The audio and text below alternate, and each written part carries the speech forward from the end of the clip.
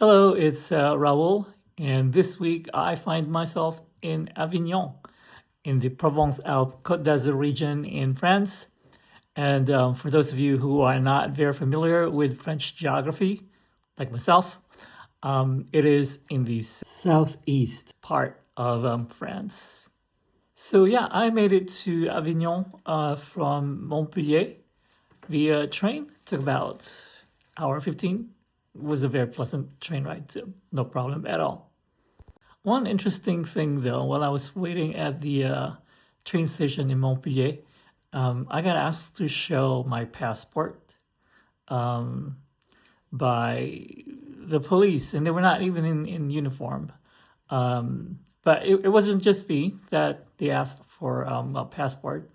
The guy sitting across from me was also asked to show his passport, and so I didn't think that was too weird. It was a very quick interaction, took less than a minute, showed them my passport, and was no problem at all whatsoever. But I then asked the other guy that was asked for his passport, and I asked if that was normal, and he said, "Yeah, c'est normal that happens." I'm like, "Oh, okay." Now, why Avignon? Well, during this trip, I'm trying to stay within the southeastern part of France, and Avignon is, like I said, not too far from Montpellier by train. And I also read at some point that there was a certain period in history where there was a pope in Avignon, while there was also a pope in Rome. And so I thought that was interesting from a history perspective. And so I thought, let's go, let's check it out.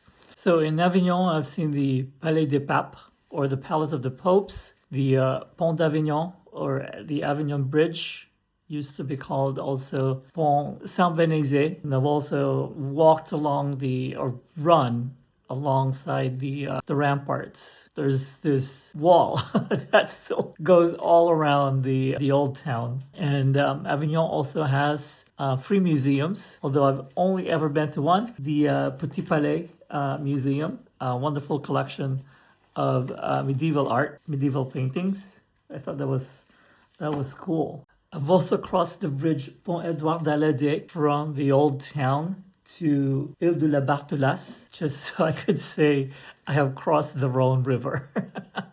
I also introduced myself to the lady at the boulangerie a few steps away from my Airbnb when I got, the first time I got croissant et pain au chocolat. And so the next day when I went there, she was like, "Oh, you want your croissant et pain au chocolat?" I was like, "Yes, please. And for tomorrow, I'd like a baguette." And so today when I went, she remembered and she was like, "Here's your baguette."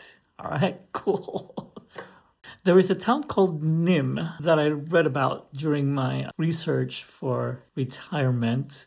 Might have been from one of the Facebook groups that I joined. And it's not too far from Avignon. And so I thought, let's go take a day trip there. And it turned out to be one of the best things that I've done. I really liked it. As soon as I stepped out of the train station heading to the city center, I was like, this looks really nice. I really like it. It feels more spacious than Avignon. It feels a little bit more modern than Avignon, which I can understand because Avignon is a World Heritage Site, or at least the old part of it. So can't really easily make changes to it. Nîmes feels more open, a little bit more spacious, a little bit more modern, in my opinion, at least from what I saw during the one day that I was there. So I really liked it. I really enjoyed it. I saw the arena. The best part for me was the Le Jardin de la Fontaine, a garden, beautiful, very very nice. I think during the summer would be nice to go there and run. Well, I mean, even this time of the year, I saw people running, and it was warm when I went, relatively warm for winter, obviously. I just loved it. I just really enjoyed my time there, even though I was only there for a day. I also saw a few other things. I went to, from Nîmes, I went to Pont du Gard. If you get the chance, go Google it. I'm not going to talk about it too much. But it was worth the half-hour bus ride. Like I liked Nîmes enough that in my mind it's really between it and Montpellier in terms of where I would want to move so far. So in Nîmes, heading back down to Jardin de la Fontaine from the big tower, Tormania, I struck up a conversation with an older lady. Again, me with my broken French. She talked to me a little bit about Nîmes, about how it's very quiet now, but that in the summer around the arena area, it gets really crowded. I told her that I liked what I had seen of Nîmes, and also told her that I also liked Montpellier. And she said Montpellier, c'est un peu plus vivant que Nîmes. Montpellier is a little bit more vibrant, a little bit more exciting than Nîmes. I also told her that I was going to Aix-en-Provence after Avignon, and she said that Aix-en-Provence is un petit peu bourgeois. It's a little bit bougie. So I'm excited to go to Aix then. Voila. So on my way back to the train station so that I could catch a bus to Pont du Gard, I walked past a rental office. And so I thought I'd walk in there and ask about rentals in Nîmes because I really was curious because I really liked the area around Jardin de la Fontaine. But turned out they didn't speak English. And so I was forced to speak French, and they were forced to deal with my broken French.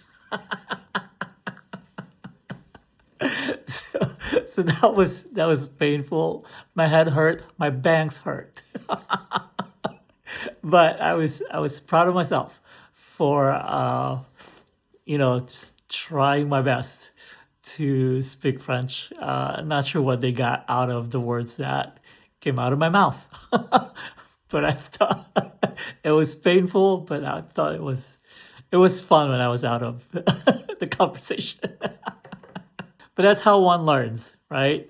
So far in terms of preference for the towns, cities that I have visited during this trip, so it's Montpellier, the highest for now, followed very closely by Nîmes, and then I would say Toulouse, followed by Avignon and Strasbourg last. Only because it was cold when I was in Strasbourg and I didn't quite like it. All right, and on that note, I will end this and I will talk to you next week, I guess. Take care. Bye bye.